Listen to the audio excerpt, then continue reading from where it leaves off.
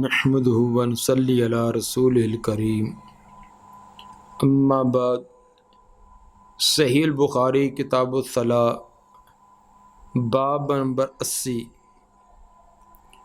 باب الخوخۃ والممر فی المسجد،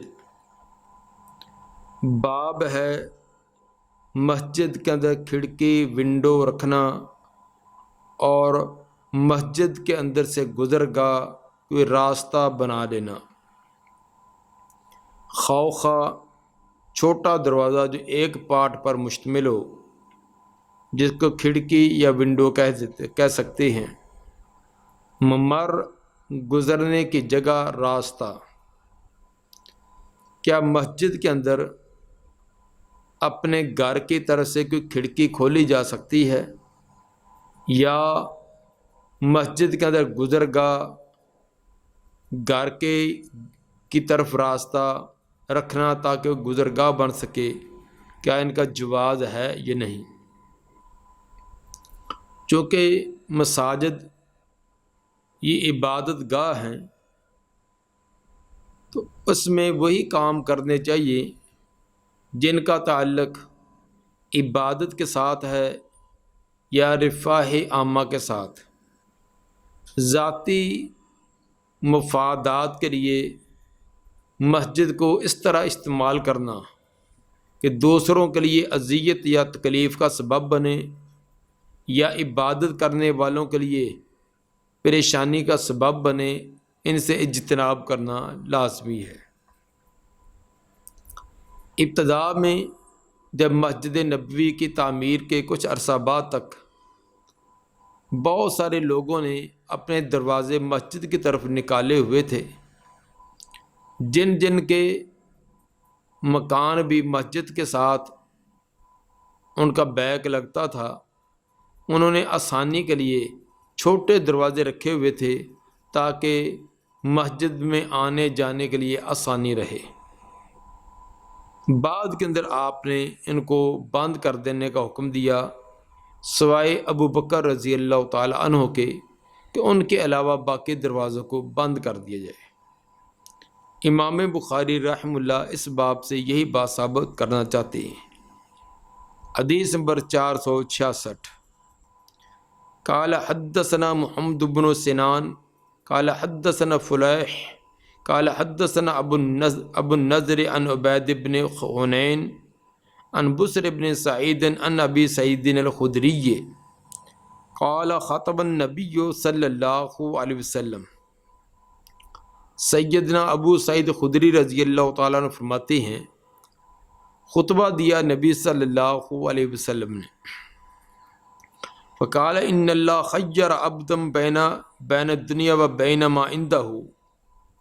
آپ نے فرمایا کہ بے شک اللہ نے ایک بندے کو اختیار دیا دنیا کا اور اس چیز کا جو اللہ کے پاس ہے۔ اختیار یہ تھا کہ آپ دنیا کو پسند کر لیں یا جو اللہ کے پاس انعامات ہیں ان کو پسند کریں۔ فاختار ما عند اللہ، اس بندے نے ان چیزوں کو منتخب کر لیا، ان کو ترجیح دی جو اللہ کے پاس ہیں۔ اللہ کے پاس جو انعامات تھے ان کو ترجیح دی۔ فبکا ابو بکر رضی اللہ عنہ، سیدنا ابو بکر رضی اللہ تعالیٰ عنہ کو یہ سن کر رونے لگے۔ فقلت فی نفسی، ابو سعید خدری فرماتی ہیں میں نے اپنے دل ہی میں کہا، ما یبکی ھذا الشیخ، اس بزرگوں کو کون سی چیز رلا رہی ہے؟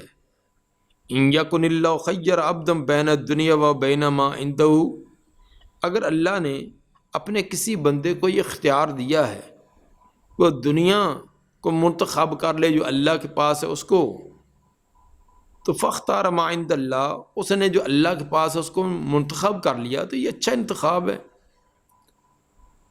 اللہ نے اپنے کسی بندے کو یہ اختیار دیا کہ دنیا کی نعمتیں لینا چاہتے ہیں تو دنیا کے اندر آپ کو اور لمبی عمر دے دی جاتی ہے، لمبی دیر تک آپ دنیا سے منفعتیں حاصل کرتے رہیں۔ لیکن اگر اللہ کے ہاں نعمتیں چاہتے ہیں تو صاف ظاہر ہے کہ دنیا کو چھوڑ کر جانا پڑے گا، اس کا نتیجہ وفات ہوگی۔ تو اس بندے نے اللہ کے پاس نعمتوں کو منتخب کر لیا، تو یہ تو اچھا انتخاب ہوا۔ تو پھر مطلق ایک کسی بندے کی بات ہے، تو ان بزرگوں کے رونے کی کیا وجہ ہے؟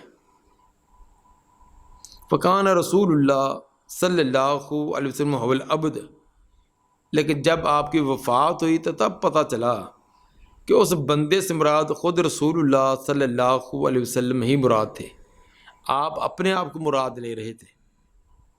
وکانا ابو بکر عالمنا، اور ابو بکر رضی اللہ تعالی ہم سے زیادہ جاننے والے تھے۔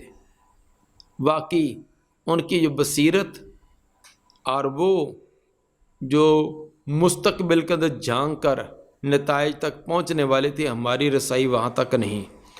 ابو بکر رضی اللہ تعالیٰ عنہ جان گئے تھے کہ بندے سے مراد آپ خود ہیں، تو جب آپ نے اللہ کے ہاں انعامات کو منتخب کر لیا تو اب آپ ہم سے چلے جائیں گے، اس لیے وہ روئے کہ ہم آپ کی جدائی کیسے برداشت کریں گے۔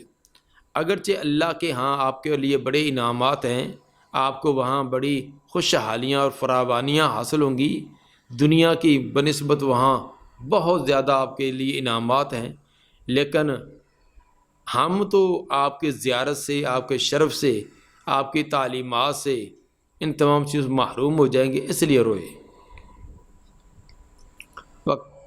کالا یا ابا بکر لا تبکے، آپ نے فرمایا اے ابو بکر نہ رو، ان امن الناس علیہ فی صحبتی و مالی ابو بکر، بے شک لوگوں میں سے سب سے زیادہ مجھ پر احسان کرنے والا اپنی صحبت کے ساتھ اور اپنے مال کے ساتھ وہ ابو بکر ہے۔ سب سے زیادہ میرے ساتھ ربط تعلق اور ہر موقع پر میرا تعاون جانی لحاظ سے بھی مالی لحاظ سے بھی وہ کرنے والے ابو بکر ہیں۔ وَلَوْ كُنْتُ مُتَّخِذًا خَلِيلًا مِنْ أُمَّتِي لَاتَّخَذْتُ أَبَا بَكْرٍ، اگر میں اپنی امت میں سے کسی کو خلیل بنانے والا ہوتا تو میں ابو بکر کو خلیل بناتا۔ خلیل ایسا تعلق کہ اس کے اس سے بڑھ کر کسی اور سے تعلق نہ ہو، دل کی گہرائیوں کے اندر انتہا درجے کی عقیدت اور محبت اس سے بڑھ کر کسی اور سے نہ ہو۔ اگر میں اپنی امت میں سے کسی کو خلیل بناتا تو ابو بکر رضی اللہ تعالی عنہ اس قابل تھے، وہ ان اوصاف حمیدہ اور خوبیوں کے حامل تھے کہ ان کو خلیل بنایا جائے۔ لیکن ولیکن اخوت الاسلام و مودتہ، لیکن ان کے ساتھ میری اسلام والی اخوت، بھائی چارہ اور محبت اور مودت ضرور ہے۔ مطلب یہ تھا کہ خلیل میں نے اللہ کو بنایا ہے، تو جب اللہ کو اپنا خلیل بنا لیا، اپنے دلی تعلقات اور دلی رازدان اللہ کو بنا لیا، اب میں بندوں میں سے کسی اور کو نہیں بناتا۔ لا یبقین فی المسجد باب الا سد الا باب ابی بکر، نہ باقی رہنے دیا جائے مسجد کے اندر کوئی دروازہ بھی مگر اس کو بند کر دیا جائے سوائے ابو بکر کے دروازے کے۔ ابو بکر رضی اللہ تعالیٰ عنہ کے دروازے کے علاوہ جتنے بھی مسجد کی طرف کھلنے والے دروازے ہیں ان تمام کو بند کر دیا جائے۔ یہ روایت امام بخاری رحمہ اللہ دو جگہ اور بھی لائی ہیں، حدیث نمبر 3654 اور حدیث نمبر 3904 میں بھی۔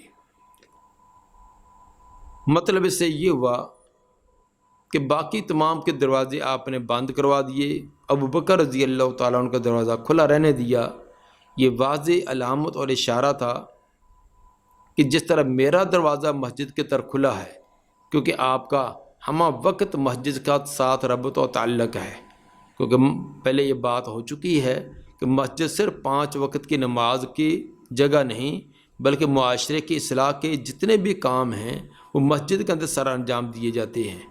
تو مسجد کے ساتھ نبی صلی اللہ علیہ وسلم کا تعلق صبح و شام دن رات رہتا۔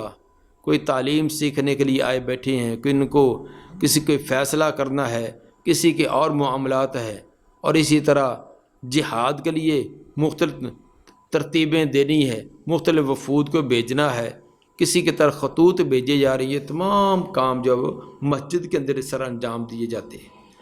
اور ابو بکر رضی اللہ تعالیٰ عنہ کا دروازہ کھلا رہنے کا مطلب یہ تھا کہ میرے بعد یہ تمام کام ابو بکر رضی اللہ تعالیٰ عنہ کے ذمے ہوں گے۔ گویا کہ نبی کے بلا فصل خلیفہ اور نائب وہ سیدنا ابو بکر رضی اللہ تعالیٰ عنہ، ان کی طرف آپ کا اشارہ تھا۔ حدیث نمبر 467 قال حدثنا عبداللہ بن محمد الجوفی قال حدثنا وحب بن جریر قال حدثنا ابی قال سمعت یعلی بن حکیم عن اکرمہ عن ابن عباس قال خرج رسول اللہ صلی اللہ علیہ وسلم فی مرضہ الذی مات فیہ۔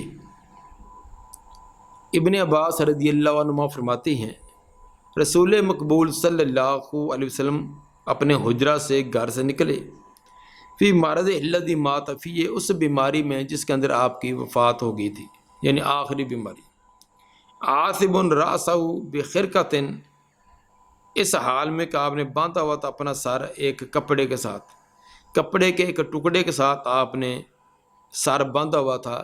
جیسے سر میں شدید قسم کی تکلیف ہو تو کسی پٹی سے، کسی رومال سے، کسی کپڑے سے، دوپٹے وغیرہ سے سر کو باندھ لیا جاتا ہے تاکہ کچھ سکون ہو جائے۔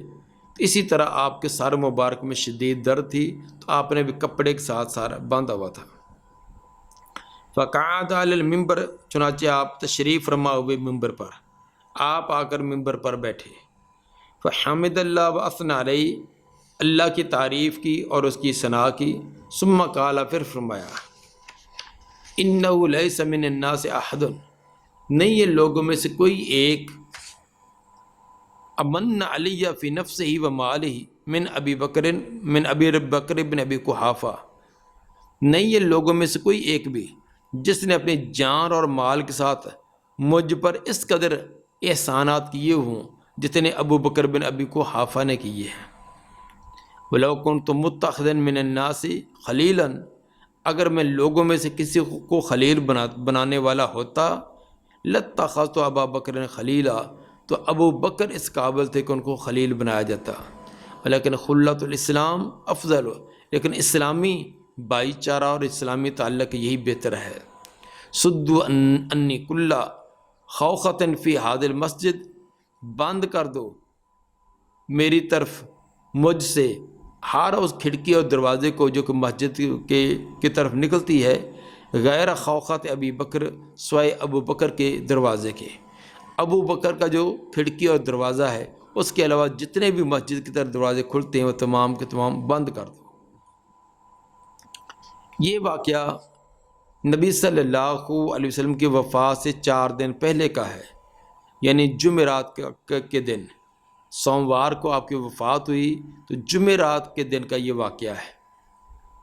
اسی دن کی صبح کو وہ واقعہ پیش آیا تھا جس کو واقعہ کرتاس کہتے ہیں، یعنی آپ نے قلم اور کاغذ منگوانے کا کہا کہ قلم اور کاغذ لاؤ تاکہ میں تمہیں ایک تحریر لکھ دوں، تاکہ بعد کے اندر کسی قسم کا تمہارے اندر تنازع اختلاف نہ رہے۔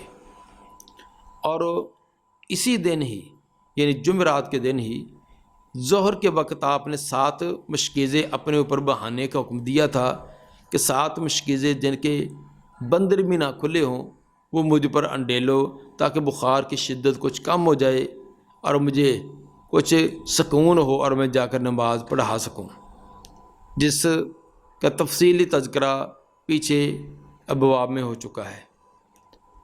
اور جب آپ کو کئی مشکیزیں پانی کے ڈالے گئے، آپ کو کچھ افاقہ ہوا، تو پھر آپ حضرت عباس اور حضرت علی رضی اللہ عنہما کے سہارے آہستہ آہستہ مسجد میں تشریف لائے، اور نماز کے بعد آپ نے خطبہ دیا۔ یہ وہی خطبہ تھا جس کا اس حدیث مبارکہ میں تذکرہ کیا گیا۔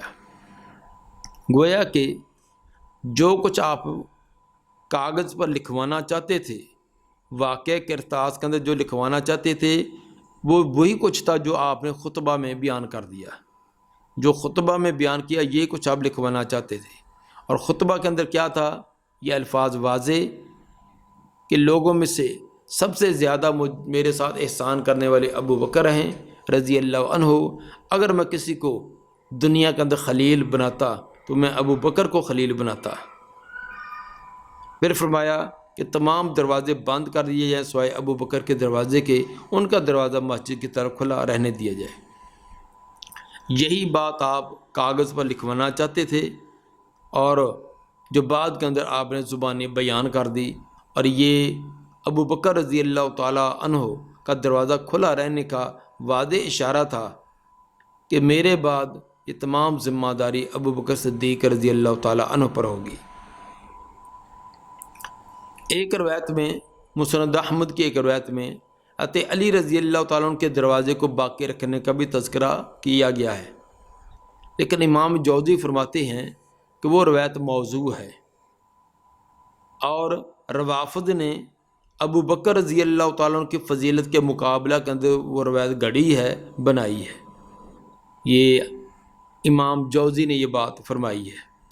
حافظ ابن حجر فرماتے ہیں کہ اس روایت جس کے اندر حضرت علی رضی اللہ تعالیٰ عنہ کے دروازے کے بھی کھلے رہنے کی کا آپ نے فرمایا تھا، یہ کئی سندوں سے یہ روایت آئی ہے، اگرچہ تمام سندوں کے اندر کوئی کمزوری ہے، لیکن تمام کو ملا کر یہ حسن کے درجے کو پہنچ جاتی ہے۔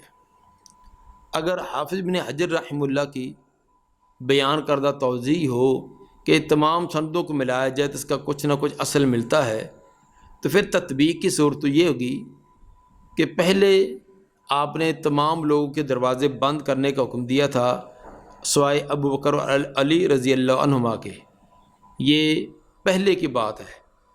جو وفات کے قریب آپ نے جو حکم دیا کہ تمام دروازوں کو بند کر دیا جائے سوائے ابو بکر رضی اللہ تعالیٰ عنہ کے، اس کے اندر، اس حکم کے اندر حضرت علی رضی اللہ تعالیٰ عنہ کے دروازے کو بھی بند کرنے کا حکم دے دیا گیا، چونکہ پہلے حضرت علی رضی اللہ تعالیٰ عنہ کے گھر کا دروازے کے لیے کوئی دوسرا متبادل جگہ نہ تھی، بعد کے اندر ان کے لیے جگہ مہیا ہو گئی تھی، اس لیے آپ نے ابو بکر رضی اللہ تعالیٰ عنہ کے علاوہ باقی تمام دروازے بند کر دینے کا حکم دیا۔ باب نمبر 81، باب الابواب والغلق للکعبۃ والمساجد۔ باب ہے دروازے لگانا، والا غلق اور کنڈی چٹخنی لگانا کعبہ کے لیے اور دیگر مساجد میں۔ کیا مساجد اور بیت اللہ کو، ان کو دروازے اور کنڈیاں، تالے وغیرہ یہ چیزیں لگائی جا سکتی ہیں یا نہیں؟ سورہ بقرہ کی آیت نمبر 114 میں جو بیان کیا گیا ہے کہ وَمَنْ أَظْلَمُ مِمَّنْ مَنَعَ مَسَاجِدَ اللَّهِ أَنْ يُذْكَرَ فِيهَا اسْمُهُ، اس سے بڑا ظالم کون ہو سکتا ہے جو اللہ کی مسجدوں، اللہ کے گھروں سے روکے اس کے اندر ذکر کرنے سے، اللہ کے گھروں میں نماز پڑھنے سے، ذکر اذکار کرنے سے جو روکتا ہے، اس سے بڑا ظالم کون ہوگا؟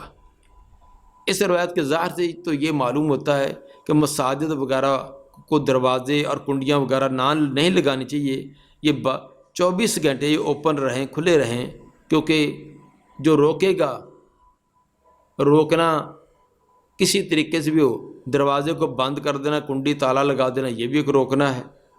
تو اس سے بظاہر سے یہ معلوم ہوتا ہے کہ دروازے وغیرہ نہ لگائے جائیں تاکہ کسی کو روکا نہ جائے۔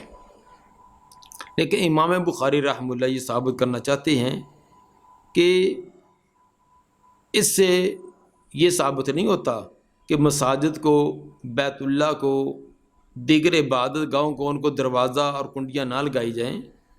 تو انسانوں کی آمد کے لیے جو عبادت کرنا چاہتے ہیں ان کے لیے تو یہ مواقع ہونے چاہیے، باقی کوئی جانوروں کی آمد و رفت سے کوئی چور ڈکیٹ کوئی آ سکتے ہیں، یا کہ اور چھوٹے بچے جو مسجد کے اندر آ جا کر کے خرابی کریں، تو ان سے تحفظ کے لیے مسجد کو دروازہ بھی لگایا جا سکتا ہے، دروازے کو کنڈیاں بھی لگائی جا سکتی ہیں، اور اگر خطرات ہوں جس طرح کہ آج کے حالات ہیں تو مسجدوں کو تالا بھی لگایا جا سکتا ہے۔ قال ابو عبداللہ وقال علی عبداللہ ابن محمد، عبداللہ بن محمد مراد الجوفی ہیں، قال حدثنا سفیان عن ابن جریج قال قال علی ابن ابی ملیکہ، مجھے ابن ابی ملیکہ نے کہا یا عبد الملک، اے عبد الملک، لو رأیت مساجد ابن عباس و ابوابہا، کاش کہ تو ابن عباس کی مساجد اور ان کے دروازے دیکھتا۔ تو لو کی شرط محذوف ہے، تو اگر لرائیت عجبن یا لرائیت حسنن، تم بڑے تعجب والی اور بڑی خوبصورت چیز دیکھتا ہے۔ ابن عباس رضی اللہ عنہما نے اپنی مساجد کے دروازے بڑے مضبوط اور خوبصورت قسم کے بنائے تھے، اگر تو ان کے دروازوں کو دیکھتا تو تعجب میں پڑ جاتا۔ ثابت سے یہ کیا کہ ابن عباس رضی اللہ عنہما نے جو طائف کے اندر ایک بڑی اپنی مسجد اور اس کے علاوہ اور بھی مساجد تعمیر کروائی تھیں، ان کے دروازے بھی لگائے تھے۔ جب دروازے لگائے تو صاحبداروں کو بند بھی کیا جاتا تھا، اور بند کرنے کی ان کو کنڈیاں چٹخنیاں وغیرہ وہ بھی لگائی ہوں گی۔ حدیث نمبر 468 قال حدثنا ابو نعمان و قتیبہ قال حدثنا حماد بن زید عن ایوب عن نافع عن ابن عمر ان النبی صلی اللہ علیہ وسلم قادم مکہ فدعا عثمان بن طلحہ، نبی صلی اللہ علیہ وسلم مکہ میں آئے، مکہ میں آنے سے مراد فتح مکہ کے موقع پر بلایا آپ نے عثمان بن طلحہ کو، ففتح الباب، تو اس نے بیت اللہ کا دروازہ کھولا۔ بیت اللہ کی چابیاں یہ عثمان بن طلحہ اس خاندان کے پاس ہوتی تھی۔ فداخل النبی صلی اللہ علیہ وسلم و بلال، داخل ہوئے نبی صلی اللہ علیہ وسلم بلال، اسامہ بن زید اور عثمان بن طلحہ رضی اللہ عنہما، یہ بھی ساتھ داخل ہوئے۔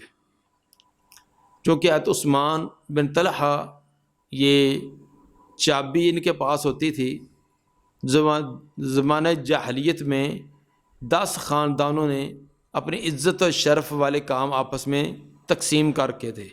بیت اللہ کے متعلق عزت والے 10 کام 10 قبیلوں نے آپس میں تقسیم کر رکھے تھے۔